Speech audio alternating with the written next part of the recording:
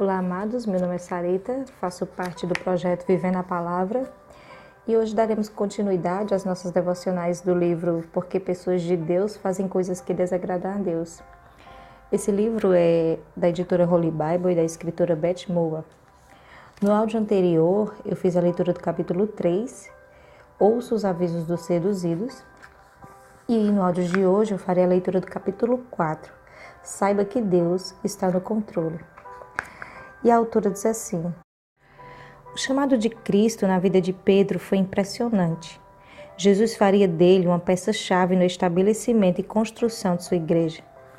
Cristo até chamou Pedro de Petros, uma lasca de grande rocha. Está lá em Mateus 16:18. Mas antes que Pedro se empolgasse com essas palavras, Jesus virou-se e disse a Pedro: para trás de mim, Satanás.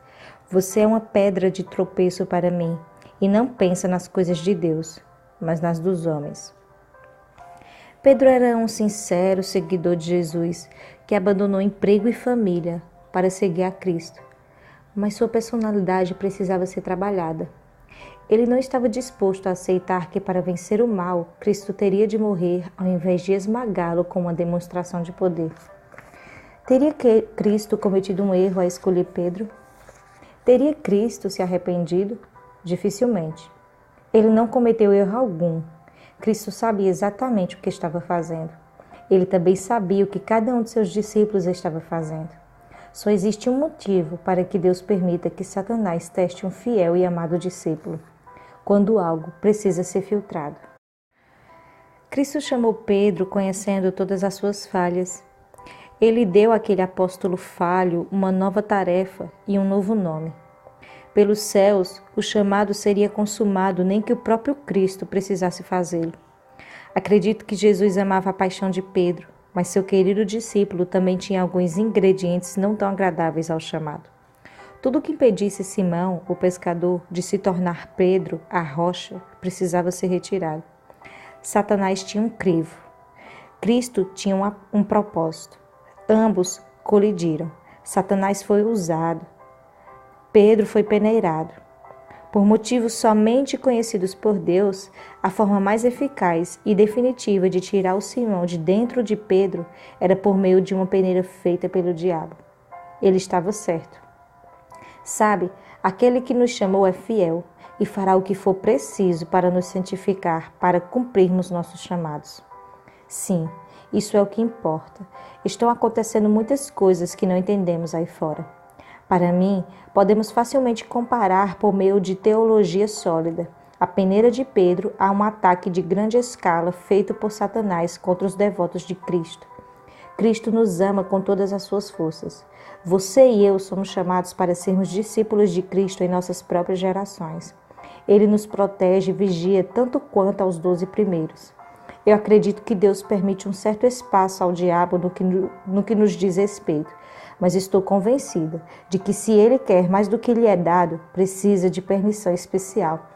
Nenhum de nós é menos importante para Cristo do que foi Pedro, Tiago, João ou o apóstolo Paulo. Jesus não deixaria barato um ataque a um dos seus seguidores. Satanás, para lançar um ataque de grande escala contra um fiel de Cristo, precisa conseguir autorização. Então, por que Deus permite que um devoto sincero seja pego na armadilha da sedução demoníaca? Porque assim como foi com Pedro, algo em nossas vidas precisa ser mudado, removido ou filtrado. E um encontro intenso com o reino do inferno é a melhor forma. Acredito nisso com todo o meu coração e porque estou convencida de que isso aconteceu comigo. No livro Orando a Palavra de Deus, eu compartilhei sobre minha temporada de provações com muitos detalhes, mas eu acho que um resumo seria apropriado aqui. Pelos padrões de qualquer pessoa, eu passei por desafios bem difíceis em minha vida, mas nada que se igualasse à intensidade e opressiva sensação de escuridão que teve a minha temporada de provação. Anos atrás, as mulheres do meu grupo de estudo bíblico semanal começaram a me alfinetar para que escrevesse um livro. Nesse ponto, eu apenas preparava palestras semanais e nunca nem tinha considerado algo assim. Eu recusei na mesma hora, mas elas insistiram até que eu cedesse à pressão. Coloquei-me diante de Deus, senti sua bênção e decidi tentar.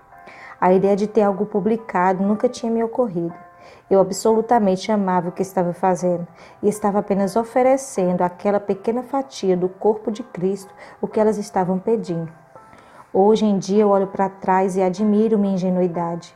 Eu tinha toda a paixão de Davi dançando nas ruas de Jerusalém. Toda a paixão, mas nenhuma parede de proteção ao redor do meu templo. Uma grande boca para falar de Jesus praticamente sem nenhuma proteção é uma porta aberta para as investidas do inimigo. Apesar de mim, Deus abençoou nossa jornada juntos na palavra e Satanás se enfureceu. Ele pensou que já tivesse cuidado de mim há muito tempo. Estava certo de que alguém com um passado como o meu não causaria muito problema, mas a palavra de Deus libera poder até mesmo para os mais fracos. Precisamos entender que Satanás odeia a palavra de Deus acima de tudo, porque é a espada do Espírito. Da perspectiva do maligno, só existe uma coisa pior do que alguém que se equipa com a palavra.